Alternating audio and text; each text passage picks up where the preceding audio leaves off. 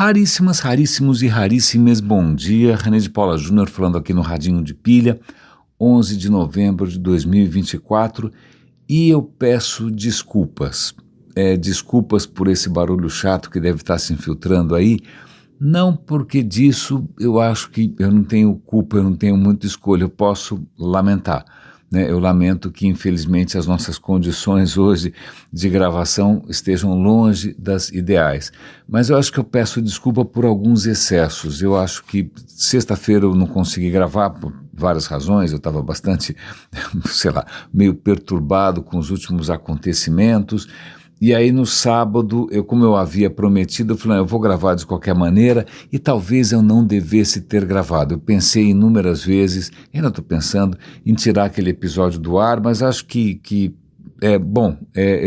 eu peço aqui desculpas se em alguns momentos eu me excedo, eu me excedi, ou eu acabei usando esse nosso canal, essa nossa conversa de maneiras que talvez fujam a missão ou aquilo que eu me propus inicialmente. Não estou tentando me justificar, não, eu peço desculpas de verdade, mas eu assumo aqui publicamente que não tem sido tempos fáceis, não é nada estritamente pessoal, né? É lógico, é pessoal na medida em que eu sou afetado por isso, talvez de uma maneira que muitas pessoas não são, que algumas pessoas não são. Não é, nem todo mundo se deixa abalar do mesmo jeito, mas é que realmente o rumo que as coisas vêm tomando tem mexido bastante comigo, né? Sobretudo porque acho que eu sempre trabalhei nessa área do digital. No começo eu era um entusiasta, né? Quando entrou aí os Mark Zuckerberg da vida, eu comecei a perceber que a coisa estava tomando outro rumo. Tentei, a partir daquele momento, né, ser uma voz em favor de um uso um pouco mais civil, um pouco mais decente da internet, mas isso só me custou bastante coisa, né? Me custou amizades, me custou oportunidades e me custou talvez até um certo ostracismo, mas de qualquer maneira eu acho que talvez o que me inspire hoje a gravar esse episódio, fazer o que eu estou fazendo agora, é justamente o que a revista Wired está fazendo. A revista Wired é uma revista bastante antiga, da década de 90, eu não sei exatamente a data, não pesquisei, mas eu lembro que ela começou a cair no meu colo quando eu comecei a me interessar pela internet, deve ter sido em 96, por aí, 97, antes disso eu não me lembro disso, talvez porque, e vale a pena, é um toque, é uma coisa estritamente pessoal, não faz, acho que diferença nenhuma. Eu não fui um entusiasta de tecnologia desde pequenininho. Não, na verdade, eu me lembro quando eu ainda inicialmente, por equívoco, eu fui estudar engenharia, fiquei um bom tempo lá, bom ou mal, acho que na verdade um tempo bem ruim, lá até cair a ficha que não era a minha praia, né? E nesse meio do caminho aí eu acabei namorando uma moça que trabalhava numa área que para mim era completamente misteriosa, que era TI, né? Era TI, né? A questão de tecnologia da informação, se bem que naquela época acho que chamava processamento de dados, alguma coisa dessas, né? E eu lembro que eu achava os amigos dela estranhíssimos, né? Eu nem tinha a palavra nerd no meu vocabulário naquele momento, mas era isso, era um bando de nerd, né? Eu não achava graça nenhuma, e eu estava indo, limpando um pouco a garganta aqui, naquele momento eu estava indo justamente na direção contrária, eu estava começando a me aproximar daquilo que seria finalmente minha carreira. Eu acabei prestando comunicações e artes, entrei na ECA, me formei em rádio e televisão, fui para a área de humanas com ascendente em humanas, né? Então eu olhava aquela turma e falava, Deus me livre, esse pessoal mexe com computador, que coisa estranha. Eu tinha tido ali já uma pequena aproximação com o mundo da informática na Poli, na engenharia, né? A gente tinha aulas ali de computação, chamava assim, computação, né? Eu não achava nem bom nem ruim, mas pensando bem, eu não conseguia me entrosar. E é uma extrema ironia, né, que depois de tudo isso, eu acabei me envolvendo com a internet logo no comecinho e acabei passando 20 anos aí nessa, não é exatamente TI, né, mas nessa área que lá atrás eu, de uma certa maneira, instintivamente repudiava. Ok, só uma informação extra, porque acho que não sei se muda alguma coisa, é só uma anedota pessoal. Mas o que é curioso, porque realmente a partir de um certo ponto eu comecei, talvez o meu lado aí de humanas com ascendente humanas começou a pesar mais, eu comecei a ficar bastante incomodado, comecei a me sentir bastante desconfortável com o rumo que o digital começou a tomar, o que acabou colocando minha própria carreira em crise. Como é que você continua trabalhando numa área onde espera-se que você pague pau para um monte de coisas que você não acha tão bacanas assim, por mais dinheiro que elas deem, não é?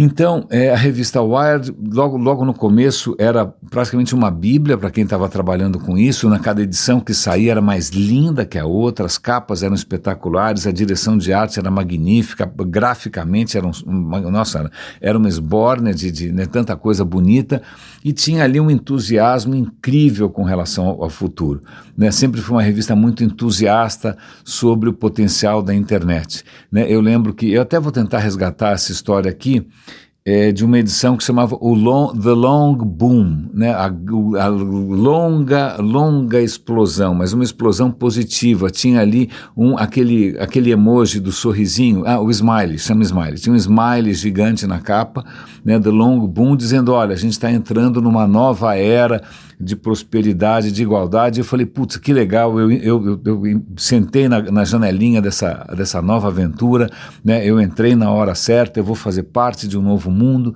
né? Mas não demorou muito para que a própria revista Wired, faz alguns anos já, ela tenha feito uma capa que é do tipo erramos. Aliás, naquela edição, eu vou tentar resgatar isso, estou falando aqui de memória, não me preparei, mas naquela edição otimistíssima, né, super, nossa senhora, quase que a boa nova, né, quase que um evangelho, tinha ali um boxinho dizendo coisas que podem dar errado, né? Eu não me lembro muito bem, mas já tinha algumas coisas ali que poderiam dar errado. Bom, pois bem, deram, né, e surgiram outras que a própria revista Wired acho que não pôde prever. Então eu lembro de uma outra edição, eu também vou tentar resgatar e dar o link para vocês, estou falando de memória, eu não estava planejando falar a respeito disso, né, que era tipo assim, erramos, ops, foi mal. Mas o que acabou de acontecer, eu acabei de receber uma newsletter, eu assino a revista, eu pago, como tantas outras que eu pago, porque eu tenho interesse em que a informação de qualidade,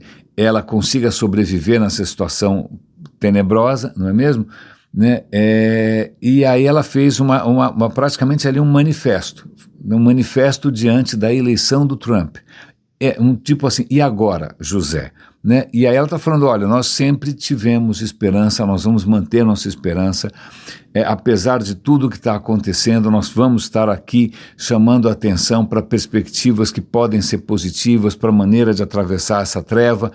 Eu achei isso muito legal. Eu quero só ver se algum canal ou algum influencer ou alguma, sei lá, revista, o que seja, né, vai ter essa postura de reconhecer que a gente entrou numa nova era, não é? Então, eu achei essa postura tão correta, tão ética, tão inspiradora, sobretudo pelo fato de reconhecer que sim, estamos num outro momento de muita incerteza, né, de muita ansiedade, com muitas perspectivas que são realmente potencialmente desastrosas. Eu vou linkar isso, eu vou dar o link para esse manifesto da Wired, achei ótimo, vou dar o link para essas capas e para essas edições antigas também que eu mencionei, mas eu vou dar o link para uma reportagem do The Guardian. The Guardian é um jornal inglês que sobrevive na base de doações, né? Eu dou também regularmente para o The Guardian. Aliás, agradeço aos super raríssimos que também doam aqui para o Radinho.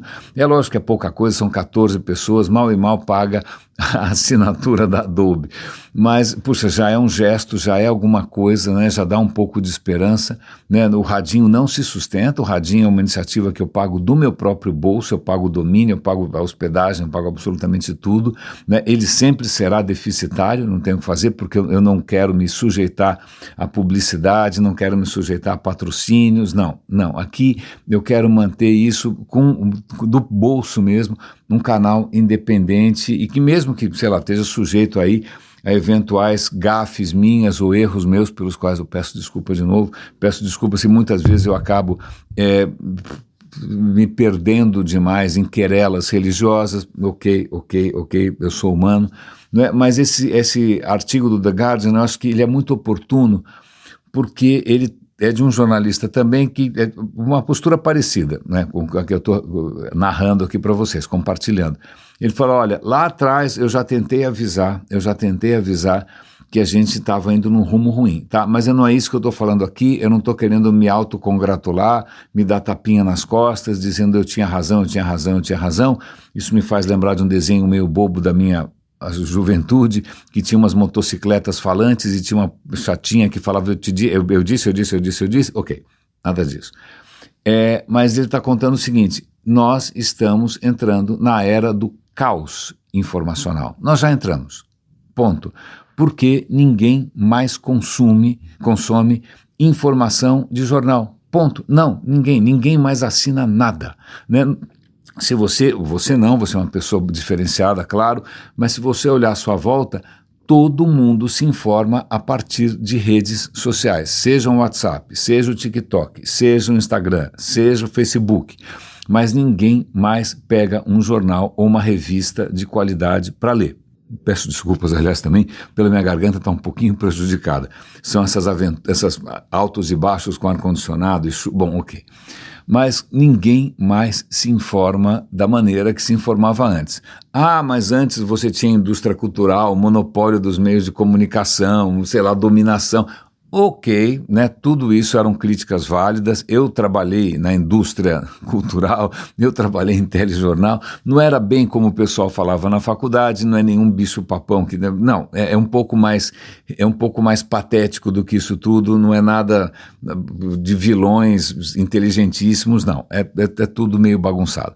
Mas estamos agora numa fase em que o que todo mundo pensa e vivencia e compartilha, etc. e tal, passa por plataformas que são propriedade de nem meia dúzia de pessoas, né? Nem meia dúzia, né? E essas pessoas que são, é como se eles, imagina, esqueça países, esqueça nações, esqueça ideologia, o universo agora são plataformas, nós somos cidadãos de plataformas que são pautadas por um novo tipo de tirano, um tirano que não foi eleito, um tirano que não é necessariamente esclarecido, não é nenhum déspota esclarecido, né? Não, são completos manos, tanto que em inglês a expressão é tech bros, são os manos de tecnologia.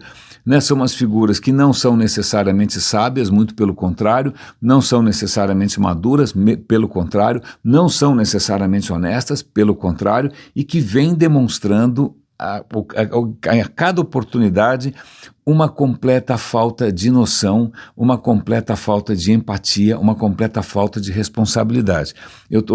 Isso quando não é perversidade pura, como no caso de Elon Musk. O Elon Musk se apropriou com a sua fortuna de uma plataforma gigantesca, que é o Twitter, que tem uma importância extraordinária na formação da opinião pública, e o cara está usando isso do jeito que ele bem entende, né, para promover a sua agenda, que é nefasta, né? Com a vitória do Trump ele ficou 50 bilhões mais rico, antes mesmo do cara entrar tomar posse, né? E você tem o Mark Zuckerberg, que é outro completo idiota, você tem o Jeff Bezos, que também não vai ser prêmio Nobel da Paz nem nada, são simplesmente pessoas ricas e esses caras que estão colocando as regras das plataformas, e aí o artigo cita, para quem fez humanas, talvez ainda se lembre de alguém chamado de Marshall McLuhan, que falava que o meio é a mensagem, né?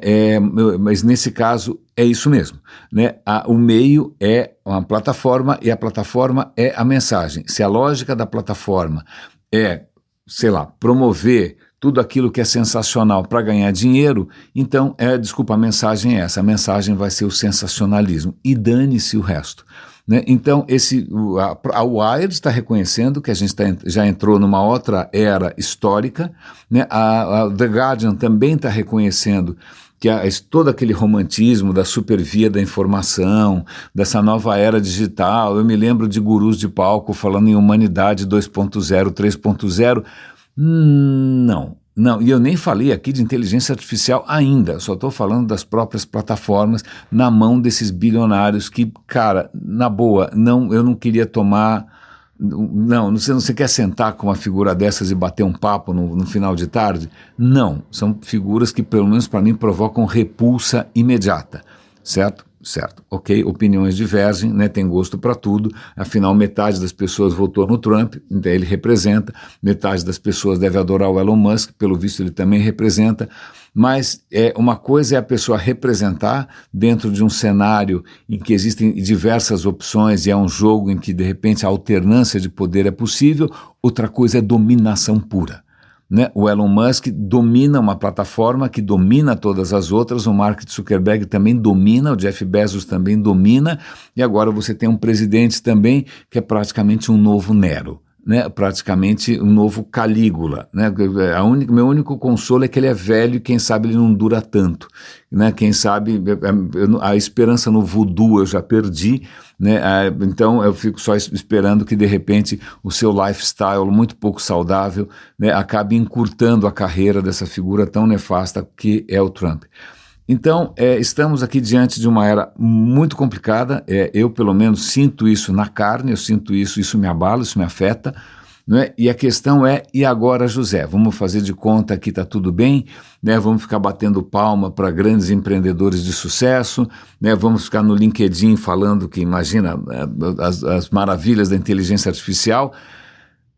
Então, falando nisso, vale a pena, vou dar um link aqui também para uma reportagem muito boa, acho que é do The Atlantic, que é outra revista que eu assino, de novo, eu assino revistas, eu pago pela informação que eu leio, mil perdões aqui, minha garganta me traindo de novo, né? As informações que vocês estão ouvindo aqui, elas vêm de fontes pagas, né? Lógico que tem canais que são gratuitos e que são magníficos, mas que mesmo assim eu ajudo, o Open Culture eu ajudo, vários canais de ciência eu também ajudo, mas o que eu estou trazendo para vocês não é, sei lá, sensacionalismo, não estou trazendo aqui o que aliás acabou de sair no jornal, que tem médicos brasileiros promovendo agora que você tome sal integral diluído em água, não é mesmo? Então, não é nada disso. Então, se o que eu trago aqui tem alguma qualidade, é porque está vindo de fontes que têm uma outra lógica, que tem um outro compromisso, certo? Que tem um outro ethos, por assim dizer. Mas o que esse artigo da Atlantic fala é sobre o fim de uma outra era, o fim da era da busca. O que ele está colocando ali é que por conta, né, dessa evolução surpreendente, desconcertante, foi uma bolada nas costas, né, do ChatGPT e outros modelos, o que acontece é que a busca que definiu, né, a experiência digital durante sei lá quantos anos, quase 20 anos, né, ela está em xeque, porque hoje você não precisa mais fazer uma busca e ver vários links. Você não vai receber dicas de sites com informações que você pode conferir. Não, a coisa vem mastigada, a coisa é um patê de salsicha, né? A coisa vem batida no liquidificador e você não sabe nem de onde a informação veio e você vai achar isso ótimo. Eu tenho usado isso direto, eu tenho usado inclusive o próprio Gemini do Google, tem funcionado admiravelmente bem. Você pode fazer uma pergunta completamente aleatória para o cara em voz alta, ele vai te responder em voz alta e você vai ficar feliz e você não vai pensar da onde ele tirou, né, quanto que a pessoa gastou, quanto tempo foi investido, quanto que tem o trabalho de algum autor ali. Você não vai, tanto faz, a resposta está dada. Isto posto, e aí? Como é que essa nova era em que a busca morreu? No que eu digo só a busca morreu, não é que eu estou com dó do modelo de negócios do Google, não é que por acaso eu estou preocupado com o futuro do Bing, é porque busca significa que você vai cair em algum tipo de canal que foi produzido por gente, em princípio, bem intencionada, certo? Então, como essas pessoas, o que vai acontecer com todo mundo que gerou conteúdo, com os jornais, com as enciclopédias, com os autores, com as referências, se todas elas vão simplesmente desaparecer, né? Vão virar, sei lá o que, fumaça, e a informação vai chegar já pronta, como se ela não tivesse pai nem mãe. O que é não só, em primeiro lugar, uma traição com a dedicação de duas gerações, pelo menos, né, de gente que colocou todo o seu amor e carinho, esforço, conhecimento na rede, como eu coloquei, eu venho colocando tudo que eu penso e que eu produzo sem parar, na ideia de colaborar, na ideia de, né, de simplesmente ser útil. Essas pessoas todas vão ser vaporizadas, né, e o que vai chegar é uma informação que parece uma informação absoluta, e nenhuma informação é absoluta. É sempre fundamental você saber de onde essa informação veio, porque essa informação talvez tenha...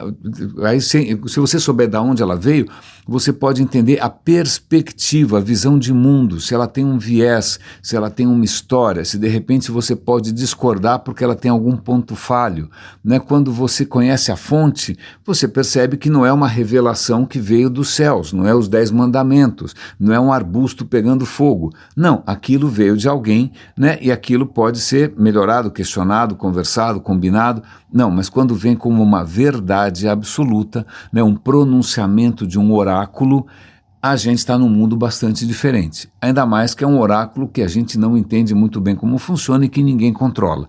Então a gente está definitivamente diante de um cenário totalmente diferente.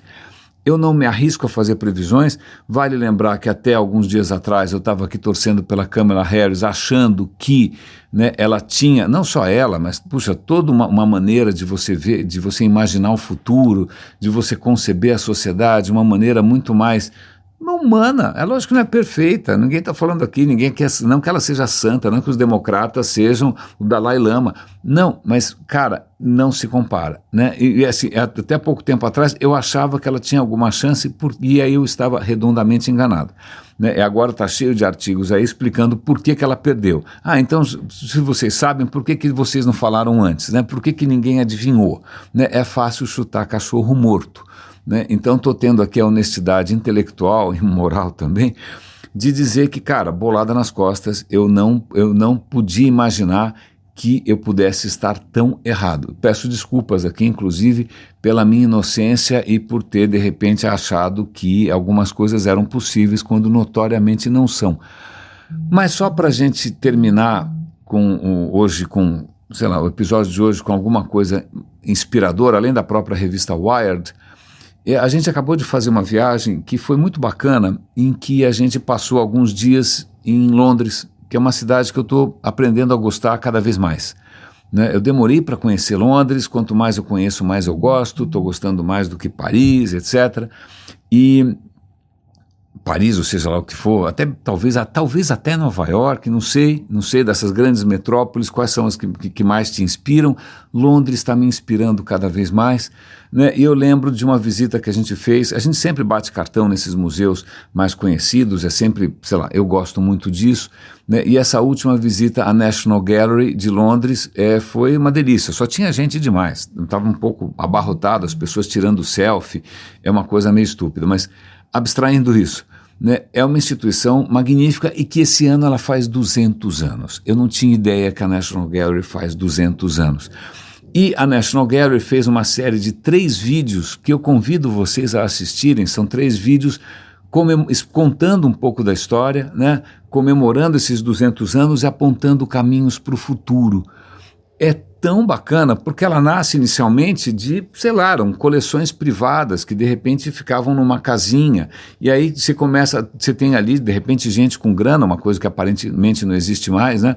Gente com grana com a visão do que é a coisa pública, com uma visão do que deve ser a sociedade. Fala, olha, essas coisas têm que ser vistas, as pessoas têm que ter acesso, vamos construir aqui, né? Vamos tirar dinheiro do bolso e vamos fazer uma galeria para que as pessoas tenham acesso à arte. E assim que ela nasce, assim que ela vai parar na Trafalgar Square, na Praça Trafalgar ali em Londres, né, um prédio gigantesco, enorme, né, mas que nasceu pequenininho, foi se expandindo, e é muito legal você conhecer essa história, porque, de novo, quem está bancando aquilo? Essa é a parte mais interessante, muitas doações de gente muito rica, né? Muitas vezes o governo inglês percebe que um quadro importantíssimo vai ser comprado por algum bilionário americano sem coração, e aí eles fazem uma campanha: gente, não podemos deixar esse quadro ir embora, vamos fazer uma vaquinha. Então a população inglesa, muitas vezes campanhas em escolas, vamos botar aqui um troco para a gente conseguir segurar essa obra de arte aqui para ela continuar sendo nossa. Então, é um museu que não é que cai de paraquedas e você não sabe muito bem como funciona. Não, é um museu feito para as pessoas, é um museu onde as pessoas muitas vezes colocam dinheiro do bolso, não só as pessoas, empresas, de repente milionários, aristocratas, colocam grana ali para que aquela coleção cresça. Acho que hoje são mais ou menos 2.400 quadros, né, obras de arte simplesmente assim, fundamentais, né, o prédio é esplêndido, o prédio está lindo, mas o que eu não sabia é desse envolvimento, do quanto a própria população inglesa fez questão de que isso continuasse existindo. E é muito interessante, já que a gente está falando aqui de épocas nefastas, né? Na Primeira Guerra Mundial, quando começa a ficar claro que existe a possibilidade de bombardeios, né, que aviões podem atacar, como é que a gente protege esse nosso legado cultural? Como é que a gente tira os quadros dali e coloca em algum lugar? Na Segunda Guerra, que aí, imagina, aliás, é muito difícil imaginar como que os londrinos sobreviveram ou mantiveram o ânimo diante dos bombardeios covardes alemães. Os alemães estavam bombardeando Londres continuamente, matando civis, né, destruindo prédios. Se você for a Londres, visite o Museu de Ciências, ali tem uma bomba V2, a bomba V2 é uma bomba que era disparada do continente europeu e caía em Londres, é uma coisa sinistra, é uma coisa simplesmente perversa, ela está lá.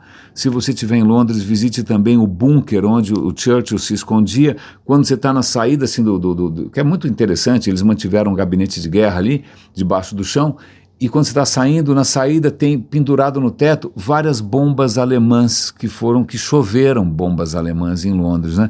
Então, na Segunda Guerra Mundial, como é que a gente faz? Então, ok, arranca todos os quadros, leva para uma mina de carvão, mina não sei do que, não sei aonde, né, esconde tudo lá, pelo amor de Deus, e fica o prédio vazio, e o prédio acaba sendo sim atingido por bombas, mas o que é muito legal é que, acho que na época quem estava tocando, liderando ali, era o Kenneth Clark, que é um intelectual bastante famoso.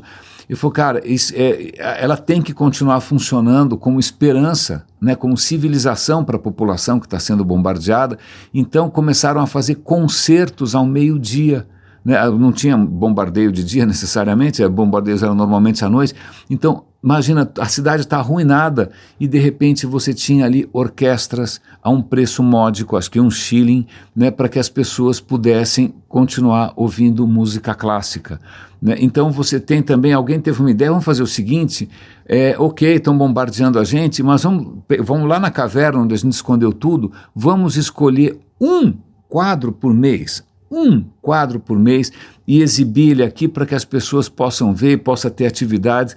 Então, mesmo diante do bombardeio covarde alemão, bombardeio sórdido, né, uma coisa inominável, ela manteve o seu papel de coesão social, o seu papel de difusão da cultura, né, o seu papel de identidade nacional, né, o seu papel de assistência, enquanto as pessoas estavam se escondendo em estações do metrô para escapar das bombas, né? Então isso me fez gostar. Agora eu quero voltar lá e passar um mês só olhando o que tem na galeria.